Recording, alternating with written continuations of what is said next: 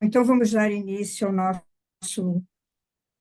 nossa reunião da noite de hoje, e lendo uma página do livro Fonte Viva, de Francisco Cândido Xavier, de Emmanuel, que se intitula Altar Íntimo. Temos um altar. Paulo, Hebreus, capítulo 13, versículo 10. Até agora, construímos altares em toda parte, reverenciando o Mestre e Senhor. De ouro, de mármore, de madeira, de barro, recamados de perfume, preciosidades e flores. Erguemos santuários e convocamos o concurso da arte para os retoques de iluminação artificial e beleza exterior. Materializamento da fé, ajoelhamo-nos em atitudes de prece e procuramos a inspiração divina. Realmente, toda movimentação nesse sentido é respeitável, ainda mesmo quando cometemos o erro comum de esquecer os famintos da estrada em favor das suntuosidades do culto, porque o amor e a gratidão ao poder celeste, mesmo quando mal conduzidos, merecem veneração. Todavia, é imprescindível crescer para a vida maior. O próprio Mestre nos advertiu, junto à Samaritana, que tempos viriam em que o Pai seria adorado em espírito e verdade. E Paulo acrescenta que temos um altar. A finalidade máxima dos templos de pedra é a de despertar-nos a consciência. O cristão acordado, porém, caminha oficiando como sacerdote de si mesmo, glorificando o amor perante o ódio, a paz diante da discórdia, a serenidade à frente da perturbação, o bem à vista do mal. Não olvidemos, pois, o altar íntimo que nos cabe consagrar ao divino poder e à celeste bondade.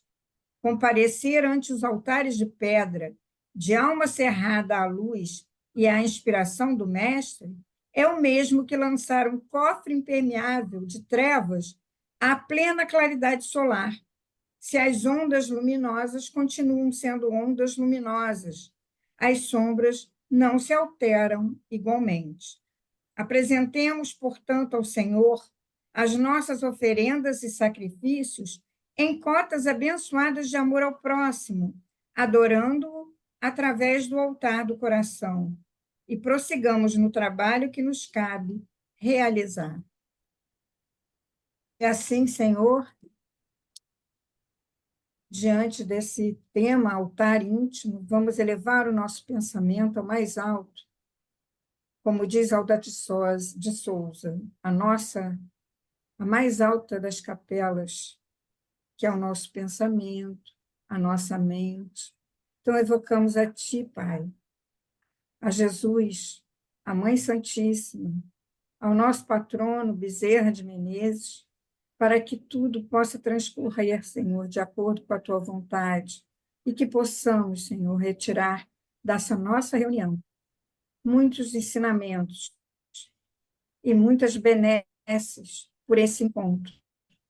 Abençoa-nos, Senhor, a tarefa e se conosco, Pai, hoje e sempre. Que assim seja. Bom, e assim hoje nós estamos dando início à nossa reunião, né, dessa segunda-feira, dia 4 de março de 2024, com o tema A Importância do Evangelho no Lar, que será apresentado pela nossa querida Jurema Seckler, que dispensa apresentações. Então, Jurema, a palavra é com você. Bom, meus amigos, boa noite. Então, esse tema, ele é muito mais do que uma importante reflexão. Eu acho que ele é muito mais do que um aconselhamento, ele é um alerta. Eu tirei aqui o nosso celular de perto. Então, ele é muito mais do que uma reflexão. Ele é um alerta para todos nós, não é? Nessa mensagem, né, de Emmanuel, que ele fala do nosso altar íntimo, que o nosso verdadeiro altar, a nossa verdadeira conexão, né, está dentro de nós, a gente pergunta, e o Evangelho no lar? Não é? Qual a importância do Evangelho no lar? Qual a importância do culto, não é? Do Evangelho no lar? Jesus, nós utilizamos para fazer esse estudo, esse livro tão. Nós já temos há tanto tempo, acho que todos aqui têm, já leram, já estudaram, já trabalharam esse livro, que é Jesus no Lar, do espírito Nélio Lúcio, psicografia de Francisco Cândido Xavier. Então, nesse livro, Jesus no Lar, olha o que Nélio Lúcio, logo no primeiro item, ele nos fala. Então, ele diz, não é, que o primeiro culto do Evangelho no lar ele foi realizado pelo próprio Jesus na casa de Simão Pedro, conforme nos relata esse espírito, né, Lúcio, pela psicografia de Chico Xavier. E Jesus fala mesmo, né, deixou um aviso para nós, que onde estiverem reunidos mais de um, né, em nome dele, lá estará presente. Então, onde se estuda, onde se ora, na casa, no lar, ali está Jesus. Ele avisou. Ele estará presente. Tá? Então, portanto, e agora nós vamos buscar mais um texto do Nélio Lúcio, ele diz assim, o berço doméstico é a primeira escola, é o primeiro templo da alma. A casa do homem é a legítima exportadora de caracteres para a vida comum. A paz do mundo, ela começa sob as telhas a que nos acolhemos. Se não aprendemos a viver em paz entre quatro paredes, como aguardar a harmonia das nações? Jesus no lar. Então, a gente fica pensando assim, nós estamos vivendo, né, num mundo onde os espíritos já há muito tempo nos falam, né, desse mundo de transição, onde nós estamos passando de um mundo de provas e expiações para um mundo de regeneração. Então, é uma transformação que não se opera só no planeta, no aspecto físico, né? Não se opera só com o ser humano, mas também com os desencarnados. É uma transição geral. E há muitos espíritos que não desejam a implantação do bem na Terra. Que nós passamos nesse momento, vivenciamos muitos obstáculos, não só para a preservação do nosso planeta, a preservação da paz e essa transição tranquila, né? Mas também nós sofremos a ameaça em termos individuais, como pessoas, na nossa trajetória evolutiva, no nosso propósito de uma transformação uma real de cada um de nós, seja por obsessores, seja por uma série de situações difíceis, que é uma ameaça realmente que nós sofremos. Então, o Evangelho no lar, a oração, nós sabemos, né? Jesus ele inicia, né, o Evangelho no lar na casa de Pedro. A gente sabe que os os nossos os discípulos, eles tinham todos tinham muitos problemas familiares, tanto Pedro como Mateus, né, que os pais não aceitavam ter sido coletor de impostos, não é? Mas Jesus orava muito. Ele deixou para nós esse exemplo, tanto que os discípulos pediram a ele que ele ensinasse a eles a orar. Jesus deixou uma oração. Então, Jesus deixou para nós esse legado da importância da prece, da conexão com a espiritualidade, da conexão com Deus, com o Pai. Ele deixou para nós. Então, a prece serve para nós como uma medida de defesa. A oração no nosso lar, a oração onde nós estivermos, é uma ferramenta de defesa para nós. Então, os espíritas, né, a Federação Espírita Brasileira, né, os espíritas, a família espírita sempre teve essa prática, né? Sabe, né, dela importância que é o evangelho dentro da nossa casa, com a nossa família, né?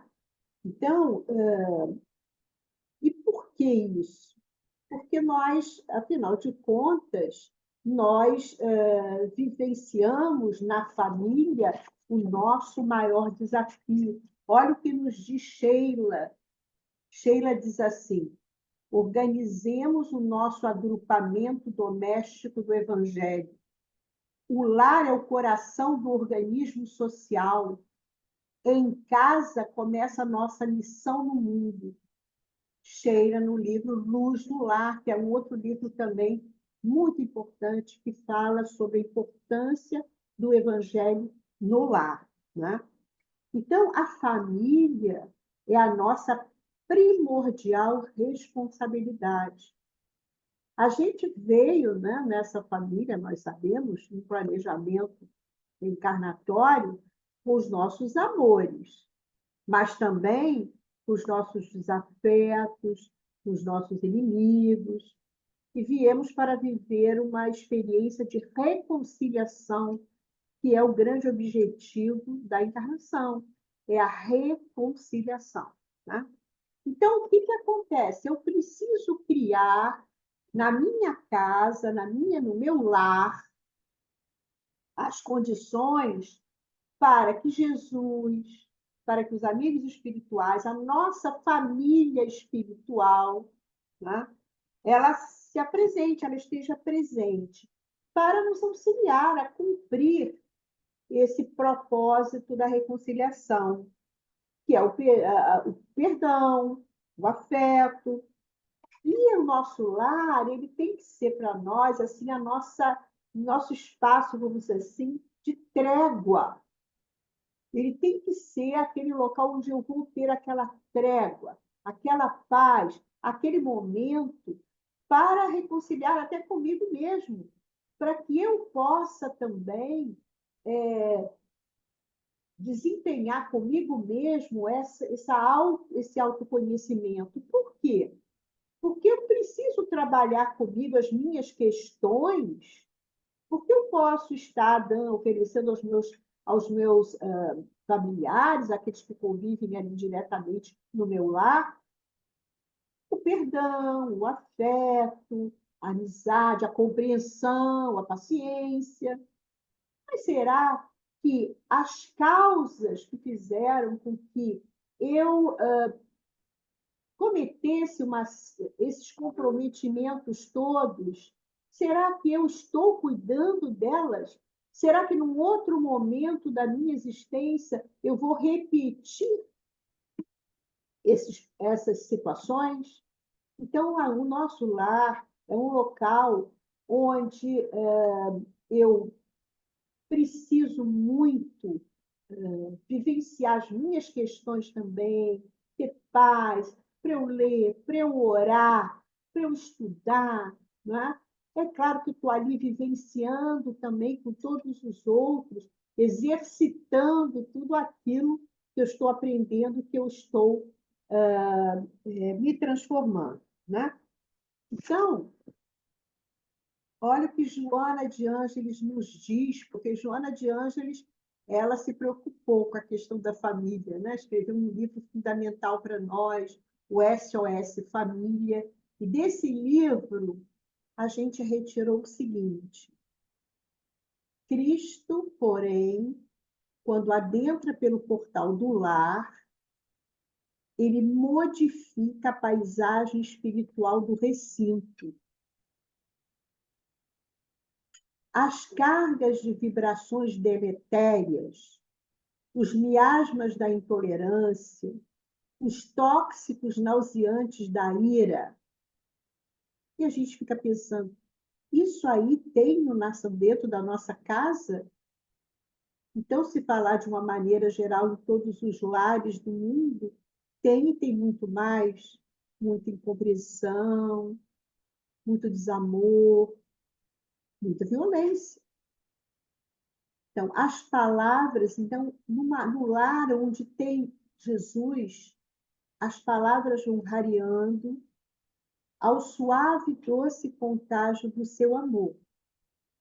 E se modificam as expressões de desarmonia e do desconforto, produzindo natural condição de entendimento, de alegria, de refazimento. Cristo no lar significa comunhão da esperança com o amor. A sua presença produz sinais evidentes de paz. E aqueles que antes experimentavam assim, uma repulsa pelo ajuntamento doméstico, descobrem sintomas de identificação e necessidade de auxílio mútuo. Quantas e quantas famílias, né? Sempre tem aquele que não quer, que ele é avesso à ideia, ele fica em outro local, ele não quer comparecer. E anos, né? Ele está ali e ele é contra, mas no dia que ele precisar, ele sabe a quem ele vai procurar. Ele sabe a quem ele vai buscar o auxílio. Com Jesus em casa, acende-se as claridades para o futuro, a iluminar as sombras que campeiam desde agora. Joana de Anjos, SOS Família. A gente sabe o poder que é o Evangelho em qualquer lugar que ele esteja. É muito bom a gente colocar que o Evangelho no lar, o culto, ele foi criado, não foi criado pela doutrina espírita, é claro. Desde que o Evangelho é o Evangelho, que as famílias se reúnem, ou nas igrejas, ou nas suas casas, e estudam o Evangelho. Não é? Mas a doutrina espírita sempre colocou a importância do Evangelho na casa, as famílias espíritas, quase todas, têm essa prática, porque entendem a importância para a união familiar da presença de Jesus. Nós, alguns de nós, participamos de reuniões mediúnicas, nós temos esse testemunho muito grande que às vezes, a situação muito difícil, só em pensar, em orar por Jesus, em falar nele, como o ambiente se modifica. Então, nós sabemos o poder, a vibração que é só de ouvir falar, só com o nosso pensamento ligado a Jesus. Imagine isso na nossa casa, né?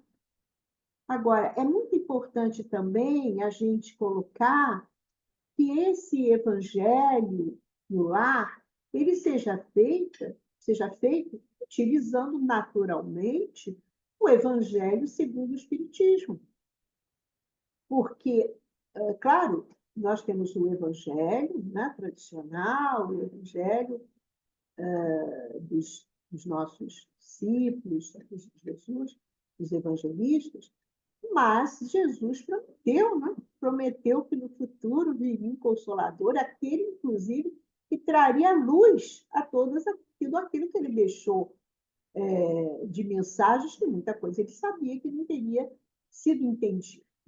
Então, ele traz, com a doutrina, ele traz diretamente para a doutrina espírita, pelo Evangelho segundo o Espiritismo, que os Espíritos dizem a Kardec, olha, você agora vai ficar num local mais calmo, mais tranquilo, isolado, porque você vai receber a obra mais importante de todas, aquela que é capaz de transformar a humanidade. Então, o que Kardec fez, inspirado, né, pelo alto, ele reuniu as máximas morais do Cristo. E ali, nas máximas morais, ele foi colocando sua interpretação, inspirado pelo alto, e também as mensagens daqueles espíritos, os grandes codificadores, os grandes que vieram organizados, os grandes organizadores da codificação, e trouxeram os baluartes, né? Trouxeram essas mensagens incríveis que ele foi, então, organizando, colocando em cada local adequado. Então, a FEB coloca para nós o seguinte: o que é o culto do Evangelho no lar? Daí que a gente, claro, daí que a gente vai estudar o Evangelho segundo o Espiritismo, porque quando eu pego uma máxima, uma passagem do Evangelho, eu tenho uma explicação muito nítida, muito clara, não é? Que me faz refletir, que me faz pensar. Então, o culto do Evangelho no lar é um momento do Evangelho. O momento do Evangelho no lar ajuda-nos a reunir a família, pois pelo menos uma vez por semana, a fim de conhecer e estudar os ensinamentos do Cristo, auxiliando-nos no autoconhecimento e na valorização de Jesus como mestre, ajudando-nos a trabalhar a convivência fraterna dentro e fora do lar. Então, o que é, né? Eu hoje, à tarde, fiz essa apresentação a pedido da Sheila Falé, na Rádio Rio de Janeiro. E a gente fica sabendo muitas pessoas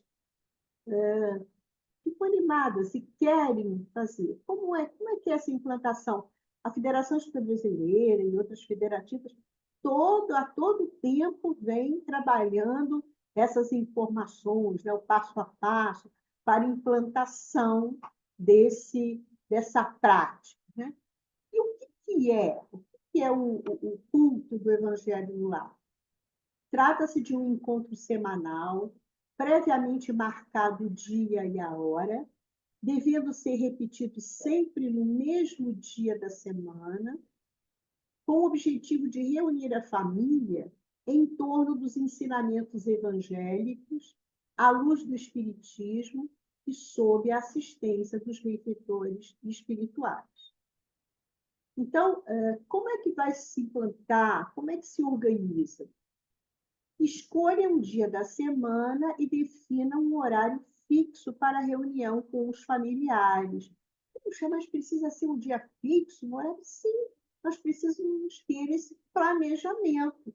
Porque se a gente quer que os nossos membros da nossa família participem, cada um tem a sua vida, os seus horários de escola, os seus horários de trabalho, as suas atividades. Então, a gente precisa fazer esse planejamento mesmo, para poder escolher o melhor dia e o melhor horário, para a gente garantir, né, que aquela prática haverá um sucesso com aquela escolha.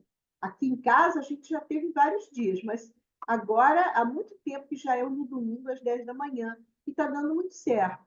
Às vezes acontece de estar viajando, ou uma coisa ou outra, mas a gente está tendo muita regularidade com essa questão de ser no domingo, às 10 horas da manhã. Né? A duração do culto poderá ser de 15 minutos ou mais, mas não deve ultrapassar 1 hora. Os espíritos dizem que o ideal é 30 minutos. 30 minutos. Aqui em casa acho que deu maior uns 40, mas não deve ultrapassar 1 hora. Deve ser uma coisa tranquila, sem exageros, e providencie uma jarra com água para ser fluidificada durante o culto. A gente vai falar sobre isso, sobre a fluidificação da água, né? Os participantes podem ser todas as pessoas do lar, inclusive as crianças. Então, tem muitas pessoas que podem pensar, mas as crianças vão atrapalhar, vão fazer isso, vão fazer aquilo, vão correr, vão lutar, vão fazer. Gente, nós temos que fazer de tudo para que as crianças participem, porque é fundamental que as crianças, desde o início, tenham esse contato, essa proximidade, esse conhecimento de Jesus. E hoje em dia tem muitos recursos, tem livros, a bibliografia infantil espírita é maravilhosa, muitos livros, muitas histórias com, com assim, desenhos muito lindos. A gente tem filmes, toda nessa nossa evangelização, a gente descobriu, né, no YouTube, na internet, desenhos sobre Jesus, filmes lindíssimos, que poderão ser usados para as crianças naquele momento. Muito material que a criança pode mesmo contar. Naquele momento, contar uma história de Jesus. Quem não gosta de ouvir história? Até os adultos. Todo mundo gosta de ouvir uma história. E a gente sabe que as crianças adoram, na evangelização. Eu me lembro de que eles adoravam, quando nós passávamos um filme de Jesus, sobre a vida de Jesus, aquele momento em que a cama, lá, a maca descia, lá do telhado de Pedro, e Jesus curava o paralítico. Meu Deus, aquilo era uma emoção. E aí a gente chegava no sábado seguinte, tia, passa aquele filme de Jesus. Então, as crianças, elas logo elas se encantam. E eu estou me lembrando também que o meu filho aqui era muito pequeno, o Leonardo muito pequeno, já tem 6 ou 7 anos, e eu não me lembro o horário, como é que a gente fazia um culto aqui em casa, e o Leonardo tinha um amiguinho aqui do prédio chamado Mauricinho, e o Mauricinho, eles eram pequenos, acho que 6 anos, sei lá. Então, a mãe era minha amiga, sabia que eu era espírita e tal. E o Mauricinho, deixava o Mauricinho vir aqui. E quando tinha culto, o Mauricinho participava. Eu contava lá umas histórias de Jesus, algumas coisas, os desenhos que eles faziam.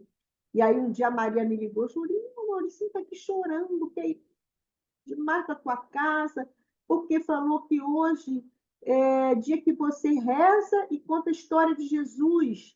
Eu falei assim, Maria, é isso mesmo. Eu contei para ela do culto. Aí ela acabou deixando o Mauricinho vir, que o garoto chorou que queria vir aqui para casa.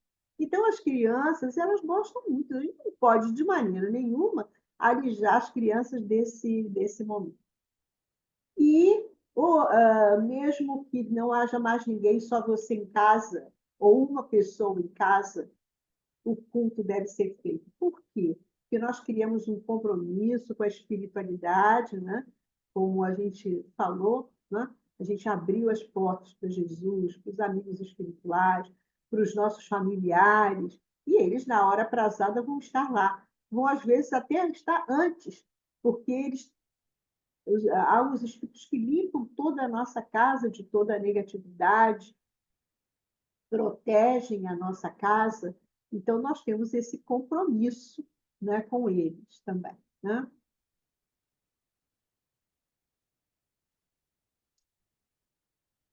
E o roteiro dessa reunião? Eu acho que a gente não deve fazer nada assim muito engessado, não pode ser nada obrigado, aquela coisa rígida. Pelo contrário, esse é um momento de afetividade, um momento de união, mas existe um roteiro que a gente pode seguir, que é muito efetivo, vamos dizer assim. Primeiro, uma leitura. Por que essa leitura? Essa leitura ela é uma ponte, né? Às vezes a gente chega cansado, senta lá na mesa, né? Como os espíritos falam, como a mesa é importante, né? A mesa onde as refeições são feitas. Então, a leitura ela faz uma ponte, ela nos tranquiliza, nos acalma, nos conecta, né? E essa coleção de Emmanuel, que é baseado em passagens do Evangelho, ela é importante porque Emmanuel tem isso, ele vai pegar trechos, frases de Jesus, né, para fazer as suas considerações. Depois a gente tem uma prece inicial muito simples, não pode ser nada, não pode ser discurso, nada disso, é uma coisa muito simples, muito sincera, por isso que pode ser até uma criança a fazer. Depois a gente parte para uma leitura, para comentários no tópico do Evangelho segundo o Espiritismo. A gente pode seguir todo o roteiro, ou pode pegar momentos aleatórios assim, né, do livro, e comentários muito breves, onde todos participam, né? O pedido de fluidificação da água, né? A água precisa ser fluidificada, então nós fazemos um pedido, e depois uma prece de encerramento também muito simples. Agora, existem algumas recomendações muito importantes. Número 1, o tempo da reunião ela deve ser no máximo de 1 hora, como a gente já colocou. Nada muito longo. Vamos evitar a manifestação mediúnica de espíritos. Pode-se colocar água para ser beneficiada pelos protetores espirituais, depois, né, repartida entre os participantes. Então, todos nós temos a nossa garrafinha, aquela que a gente já separou, os nossos copinhos, né? Porque a gente vê aquilo com muito carinho, que é uma água muito importante, depois nós vamos falar a importância, né, dessa água fluidificada. A presença de uma visita ela não deve ser motivo para suprimir a reunião. Chegou uma visita, a gente vai falar que se trata, convidá-la para participar. Se ela não quer participar, ela vai esperar um pouquinho. No caso de se perder o dia da reunião em determinada semana, a gente pode continuar sem culpa na próxima semana. Sem culpa, porque às vezes você está a trabalho, está viajando, já aconteceu e a gente não tem condição de realizar, e a gente realiza, não vai pegar de novo o fio da meada. Quando toda a família participa e acontecer de ter uma só pessoa no dia marcado, não tem problema, a reunião deve acontecer normalmente e aquela pessoa fazer a reunião. Aqui, por exemplo, às vezes eu saía muito cedo no domingo e sabia que só ia voltar um pouco mais tarde. Aí já deixava a mesa aqui preparada, com os livrinhos, com a aguinha, tudo certinho, porque o Leonardo, quando acordasse, ele já ia ver e não ia esquecer, porque já estava tudo ali arrumadinho para a reunião. E no caso de uma viagem, a família pode realizar a reunião onde estiver. Agora, eu trouxe para vocês essa imagem, que é daquele projeto Imagem, que é André Luiz, com um mentor, eu não sei se é o Aniceto, ou se esse é o Vicente, eu não sei, eu acho que esse é o Aniceto. E eles estão sobrevoando uma casa que, para os espíritos, visivelmente, ela é uma casa protegida, uma casa onde o Cristo está presente. Então, olha o que o André Luiz fala no livro Os Mensageiros. Ele nos diz o seguinte, que quando no lar são levantadas paredes espirituais com substâncias sublimes do amor, dedicação e ligação com Jesus, isolando o lar da atmosfera miasmática da crosta, somente entram nesse ambiente espíritos autorizados e, mesmo assim, aqueles que o guardam terão que abrir a porta. Então, os espíritos Eu estava fazendo hoje essa apresentação na Rádio Rio de Janeiro, e aí a Sheila Fané lembrou que no filme, eu acho que no filme, os espíritos batem na porta, e olha, o André Luiz, é o Aniceto, tal, batem na porta, e aí o guardião abre a porta e deixa entrar. Então, vocês veem a proteção que é de um lar que tem Jesus, né? Espíritos, entre só os espíritos autorizados, mesmo aqueles que o guardam terão que abrir a porta. Então, gente, olha só. Isso aqui eu retirei de Jesus no Lar. Por isso, quando abrimos a nossa casa, nosso coração para o Evangelho, nós estamos acendendo a luz do lar e fazendo com que as trevas batam em retirada. Os benfeitores espirituais, eles removem toda a energia deletéria que nos causa tanto prejuízo, além de proteger a nossa casa contra as investidas do mal, cerceando a casa em um cordão eletromagnético que a envolve. E quem nos contou muito isso foi a Sueli Caldas Schubert, naquele livro Dimensões Espirituais da Casa Espírita, né? Ela fala de todo esse trabalho de proteção, por exemplo, de um centro espírita, né? Essa blindagem eletromagnética para que só entrem ali aqueles que os guardiões abram a porta e ela possa entrar, né? E a água fluidificada? Olha, gente, o que a Sueli Caldas Schubert fala? Ela fala que essa água frutificada, ela é trabalhada por espíritos da mais alta competência. Eles são espíritos que foram preparados, estudaram. Eles são os que manipulam os fluidos. Então, são espíritos muito preparados, não é pra, tipo assim, não é para qualquer um. Então, às vezes a gente vê aquele copinho, aquela aguinha, às vezes a gente tem que dizer assim, ó, não esquece de beber a aguinha, não esquece da água frutificada. E talvez as pessoas não tenham a noção do que é aquele remédio espiritual. Então, olha aqui o que o André Luiz coloca. André Luiz, através da mediunidade de Chico Xavier, no livro Nosso Lar, afirma que a água é veículo dos mais poderosos para os fluidos de qualquer natureza. Isso se deve à simplicidade da sua constituição molecular. Então, a água é o maior veículo, né, dos fluidos. Em A Gênese, Allan Kardec diz que este princípio explica o fenômeno conhecido de todos os magnetizadores e que consiste em dar-se, pela ação da vontade, a uma substância qualquer, a água, por exemplo, propriedades muito diversas, um gosto determinado e até as qualidades ativas de outras substâncias. Então, pela vontade, os magnetizadores, sabe que pela aquela vontade, né, o espírito magnetiza, fluidifica aquela água e ela é um remédio espiritual para cada um de nós, individualmente. Olha que coisa maravilhosa, que bênção que a gente tem nos centros espíritas, cidades que a gente vai, e na nossa casa, dentro do nosso lar. Não é? Então, eu trouxe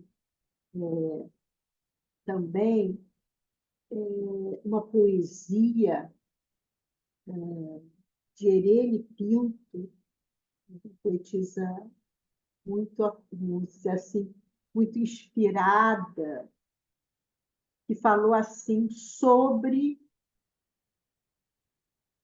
Jesus no lar, Jesus em casa. Ela diz assim: o culto do mestre em casa é novo sol que irradia, a música da alegria em santa e bela canção. É a glória de Deus que vaza, o dom da graça divina, que regenera e ilumina o templo do coração. Ouvida a bênção da prece, na sala doce e tranquila, a lição do bem cintila, como um poema a brilhar. O verbo humano enaltece a caridade e a esperança. Tudo é bendita mudança no plano familiar. Anula-se a malquerença, a frase é contente boa, quem guarda ofensas perdoa, quem sofre agradece a cruz. A maldade escuta e pensa, e o vício da rebeldia perde a máscara sombria, toda névoa faz-se luz. Na casa fortalecida por semelhante alimento, tudo vibra entendimento sublime e renovador. O dever governa a vida, vozes brandas falam calmas. É Jesus chamando as almas ao reino do eterno amor.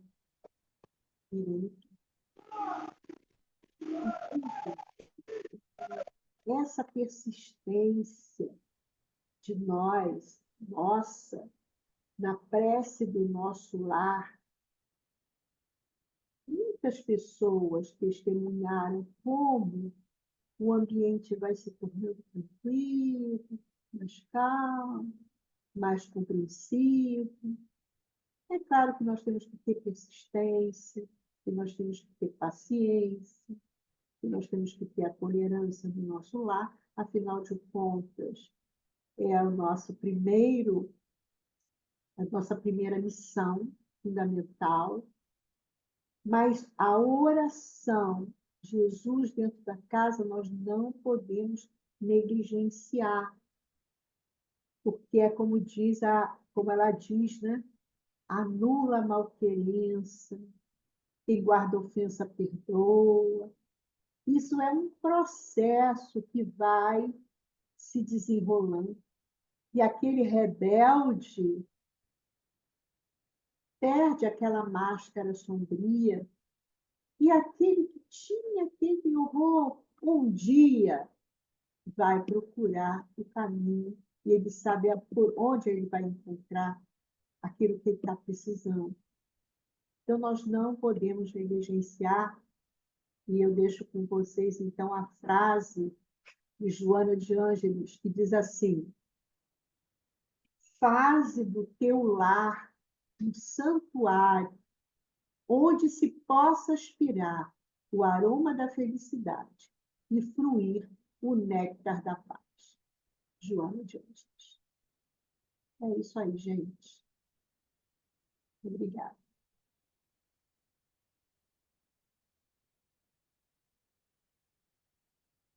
Nádia. Oi, Lúcia. Obrigada, Jurema. Foi tão gostoso ouvir isso, né? Parece que realmente o culto do Evangelho parece uma coisa simples, mas é tão profundo, né? Quando a gente estuda, que fala, né? Que, que você trouxe essas falas, né? Esses trechos tão ricos para nós, né? De Jesus no lar, desse livro, de Joana e do Evangelho. E aí a gente vê o efeito que a gente tem na mão, fácil, grátis, né? Que nem falou, que tudo transforma. Eu mesma vou dizer uma coisa, assim, particularmente, quando eu tive um lar, mas de repente um problema em casa, muito sério, me aconselharam assim, faz o culto, nem que seja 10 minutos todo dia. E aquilo realmente eu fazia todo dia, 10 minutinhos, e tinha o meu culto do lar mesmo naquele dia. Mas a oração modificou completamente, não só o clima familiar, mas também as pessoas começaram a se modificar, né? E hoje o lar, esse culto do lar, ele é respeitado. A gente já sabe que aquele dia, aquela hora, a gente vai ficar ali e aquilo nada vai retirar aquele momento que a gente tem. Aquele é um cantinho sagrado nosso. Então, obrigada, Jurema, por você reforçar isso para nós. Fiquei muito feliz com isso. E agora eu vou passar. Então, você quer que eu passe a palavra para as pessoas para Quer, falar? quer. Você começa com a letra A, mas no alfabeto, a Ângela Delu entra antes do Augusto. Hoje eu vou fazer diferente. A Ângela levantou mesmo a mão. Então, Ângela, com você a palavra. Não, pode chamar Augusto. Eu não sabia que você ia chamar Augusto. Não, é porque a Jurema sempre chamou Augusto, mas por ordem alfabética, você vem antes. Tá bom. Eu, como revisora, tenho que dar essa mão para você. Então, em 2013, eu queria dar um depoimento. Em 2013, mamãe desencarnou. 2013 foi um ano bem difícil para a gente, porque mamãe foi em abril, e aí eu passei a ficar sozinha em casa, né? E, e depois, quer dizer, porque depois Jorge saiu também, mas em 2013 Jorge ainda estava em casa. Quando chegou em junho, foi o pai dele que se foi. Quando chegou em agosto, eu tive a segunda cirurgia do câncer, que eu não queria fazer de jeito nenhum, que foi na tireoide. Quando chegou em dezembro, foi o Bart. Nossa, 2013 foi um ano muito, muito difícil. O Bart era também um ser humano, né, Augusto? Porque a gente tinha assim, um amor tão grande a ele, e ele com aqueles olhinhos azuis, eu chamava ele de um husky siberiano de olho azul. Eu chamava ele de meu Sinatra, enfim. E ele se foi com câncer na cabeça, foi super doloroso. É, Aí depois, eu não me lembro quando, mas aí a gente começou, conversei com a Jurema e tal, a gente começou a bolar o culto no domingo à noite, né? Então vinha para cá a Jurema, vinha o Gilberto muitas vezes, vinha a Jurema com a dona Nadir, muitas vezes a Nádia e o Pedro Paulo vieram, foi muito bom. Enfim, o nosso culto, depois do culto, tinha um lanche maravilhoso, porque a gente conversava muito. Não é, o lanche era simples, mas o lanche era maravilhoso pela convivência, enfim. Depois nós tivemos uma outra situação, que Dona Nadir começou a ficar doentinha, não aguentava muito se deslocar, e a gente precisou parar com o culto, né? E aí eu voltei a ficar sozinha em casa. E durante muito tempo, como eu também tenho muita atividade, eu não conseguia ter um dia certo, porque cada dia tinha uma atividade, tinha uma palestra, tinha uma reunião, tinha não sei o quê. Bem, outro dia, conversando com a Jurema, ela falando que o culto dela, né, que eu já sabia que o culto dela é domingo, 10 horas, tem dois domingos que eu estou fazendo culto às 10h30, no domingo, entendeu?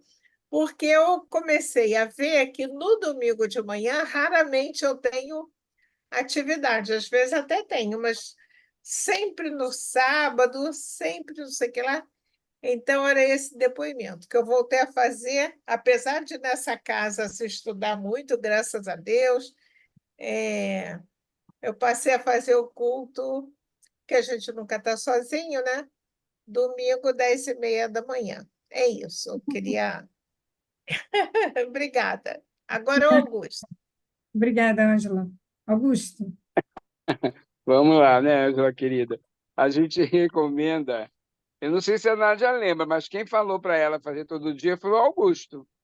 Ah, foi. Foi um, Pois é. dois. Foi um, dois. É. Ah, Então, o que a gente sempre fez, né? O culto do Evangelho no lar, a gente faz aos domingos, às 8 horas da noite. E se porventura, por alguma razão, a gente também com essa vida, né, muito ativa, está longe, nós fazemos uma prece, quando voltamos, nós fazemos de novo uma prece. O culto do Evangelho no lar é uma maneira de harmonizar a família, né? É de criar uma egrégora de paz em torno do ambiente. A ambiência onde a gente vive, onde a gente acorda, a gente faz as refeições, a gente dorme, a gente fica à vontade, ele precisa ser reforçado como um templo. É onde eu estou. Nós tivemos agora, no final de semana, estivemos lá em São Paulo, aniversário de um afilhado, mas antes nós fomos visitar uma família muito sofrida, uma prima que está vivendo situações dificílimas. Nós ficamos um dia lá até dormimos, não podemos sair para nada, só procurando dar assistência. E foi recomendado que fizesse o culto do Evangelho, ela tem alguma dificuldade, mas vai fazer. Então a gente sabe que é nossa religação com os familiares, os que estão visivelmente conosco e os que estão visivelmente aos olhos deles, mas a gente sente a vibração, a gente tem um alívio. A gente faz, como o Jurema recomendou, o evangelho curto, porque na realidade a gente ora o tempo todo, né? Todos os dias. Todos os dias tem um texto, tem uma coisa que a gente está trabalhando. Então, no evangelho é uma maneira da gente reunir com os nossos amigos espirituais. Quando alguém está em casa, também a gente convida. E vamos tocando esse barco maravilhoso em mares calmos criados por nós. Nós somos o vento, né? Ou a ventania, que seja a brisa, mas depende de quem sopra, que somos nós. Porque o Pai só nos dá o conforto do amor que ainda não temos a dimensão do que significa. Porque a gente pede, pede, pede e não agradece, ou agradece muito pouco. Então, como se ele não soubesse o que precisamos. Mas o estudo, o evangelho, esses minutinhos, a gente dedicado ao amor de família, ao desejo que o equilíbrio se refaça, né? Porque nós nos equilibramos a quase todo o tempo, né? Dependendo do motivo, mas precisamos de nos reequilibrar a todo o tempo, independente do motivo. Amo vocês. Nós também te amamos, Augusto. Marcos, você quer falar?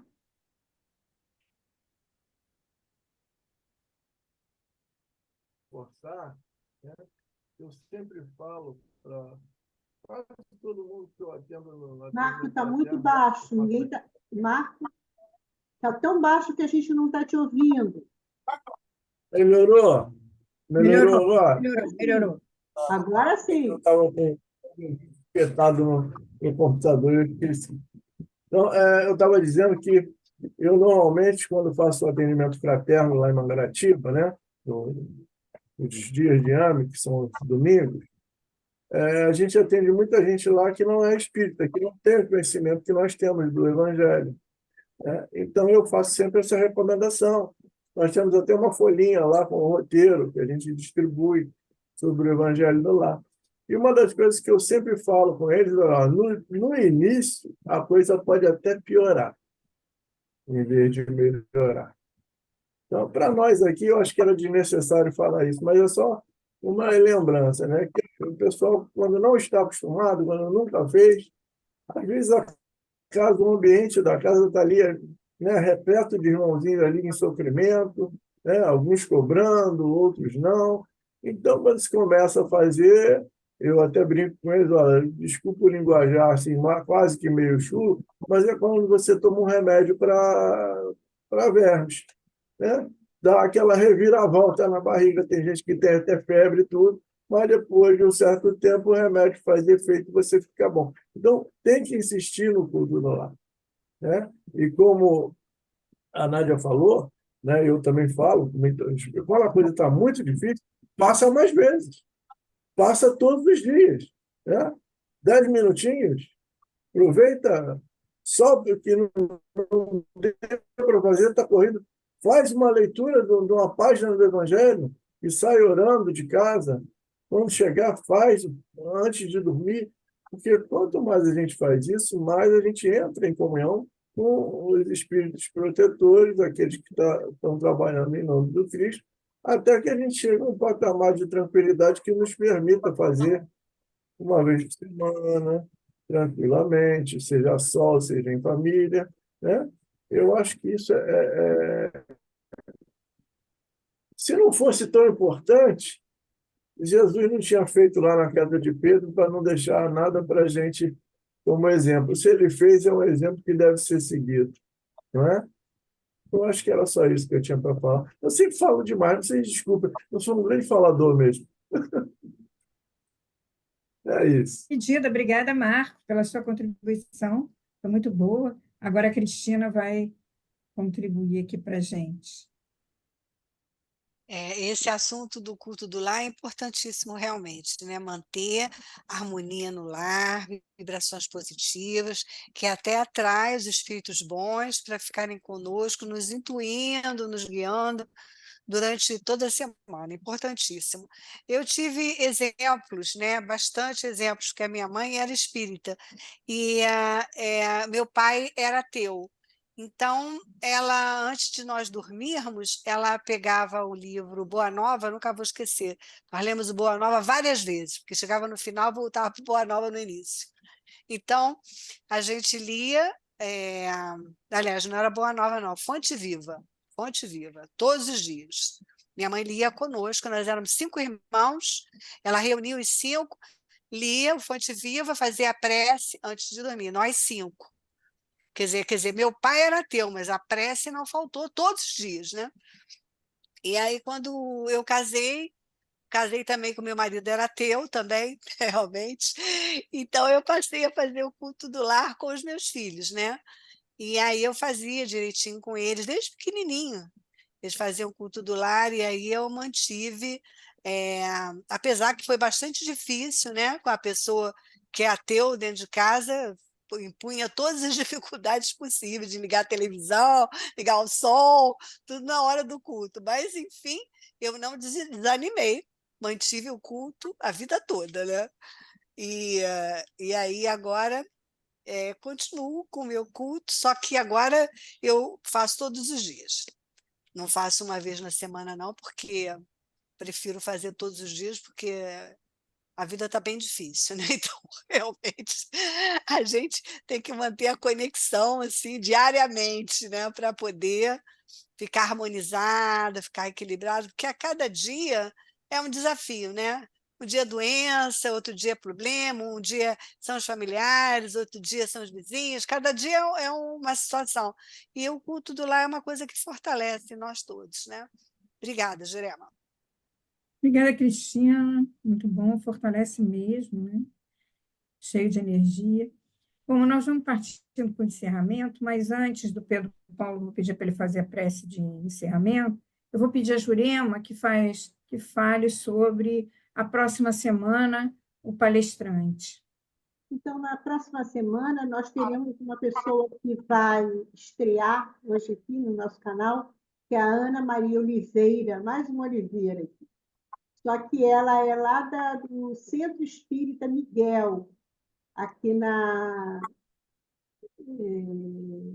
Centro Espírita Miguel, eu não sei se é Encantado, eu não me lembro bem qual é o bairro, é por ali, perto, chegando em Cascadura. Não, Abolição. Encantado não. Abolição, abolição. Então, ficamos ligados lá e uma das pessoas de lá ela vai falar sobre o suicídio, a loucura, do capítulo 5 do Evangelho. Tá? E eu só queria colocar para vocês também que quando nós estamos orando, né, aqui no nosso culto, os Espíritos dizem que todos os nossos vizinhos, a nossa região aqui está sendo beneficiada. Tal é o poder da nossa crença. Né? E a moça que trabalha aqui em casa, Daiane, ela passou um período de vida muito difícil com o marido violento. Eu fiquei muito, muito preocupada com ela.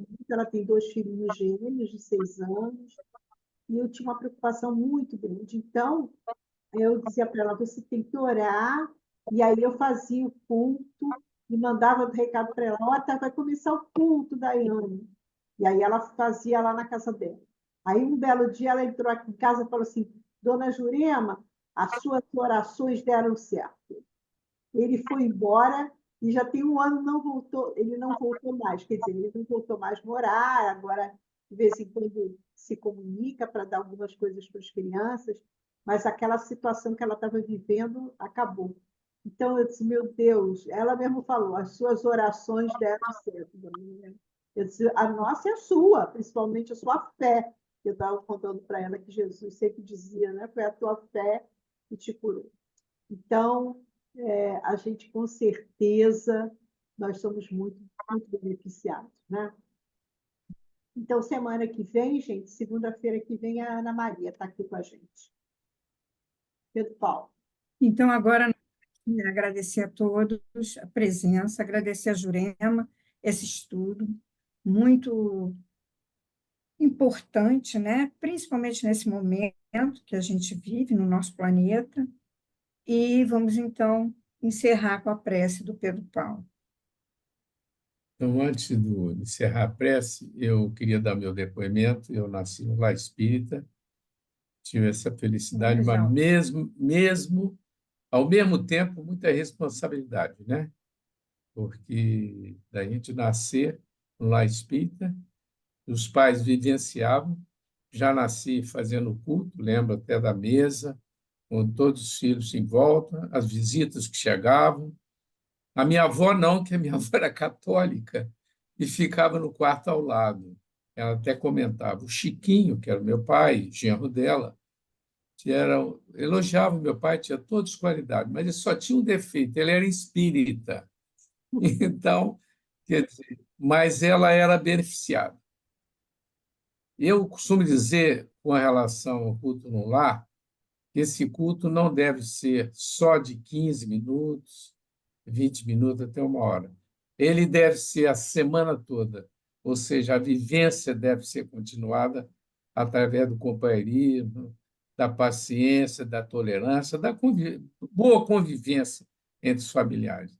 Se houver divergência, um pensa em azul, outro pensa em branco, que haja uma conversa de respeito, sem brigas, sem gritos, porque nós, através do culto, nós atraímos os bons espíritos. Eles estão presentes não só nos 15 minutos ou 20, etc., mas a semana toda conosco. Eu sempre comento sobre isso. E eu vou contar uma experiência de um casal amigo que algumas pessoas aqui conheceram, o Augusto e Diva, companheiros de Valença, que fundaram o Centro Espírita Ivone Pereira. A Diva passou por uma obsessão, a esposa do Augusto, muito séria, e as crianças pequenas, ela foi para um quarto e deixou de fazer todas as atividades do lar. E ele teve que se aposentar e cuidar das crianças, do lar, dela, inclusive. Então, eles estabeleceram uma coisa muito importante, e acho que deve ter sido alguma orientação espiritual. Passaram a fazer o evangelioterapia. De 20 em 20 minutos, de meia hora, eles liam um trecho. Não lia a página toda. Lia um trecho, fazia uma oração e tomava água fluidificada. Então, uma coisa que a gente deve pensar também é sobre o evangelioterapia. Tá? Jesus nos abençoe. Vamos, então, orar e pedir ao Pai Celestial Jesus que olhe pelo nosso planeta e continue amparando a nossa humanidade, tocando as mentes e os corações de todos habitantes, tanto encarnados como desencarnados, principalmente dos governantes de todos os países. Queria pedir por todos os lares e que esse evangelho, que possamos estar sempre comentando, mesmo com aqueles que não são espíritas, possam ter os seus momentos de oração, de estudo e de boa conversa dentro dos seus lares. Obrigado, Jesus, por essa oportunidade, pela doutrina espírita e por esses companheiros queridos que participaram dessa reunião, sendo gravada, outros vão escutar em um momento qualquer essas palavras da nossa irmã Jurema. Que Jesus nos abençoe, continue entre nós hoje e sempre. Que assim seja. Bom, e assim nós agradecemos a todos vocês e não percam, na próxima semana, a Ana Maria vai falar conosco Suicídio é Loucura. Né? Obrigada a todos, até aqueles que não falaram. Uma boa noite a todos. Boa Bom noite. descanso. Obrigada. Tchau, tchau. Boa Oi, noite. boa noite. Boa noite. Uma ótima. Tchau, As Lúcia. Ângela, Tchau. o Marco. Tchau, Lucinha. Tchau, gente. Tchau, minha linda. Cristina. Tchau, gente. Tchau. Tchau. Tchau. Boa noite.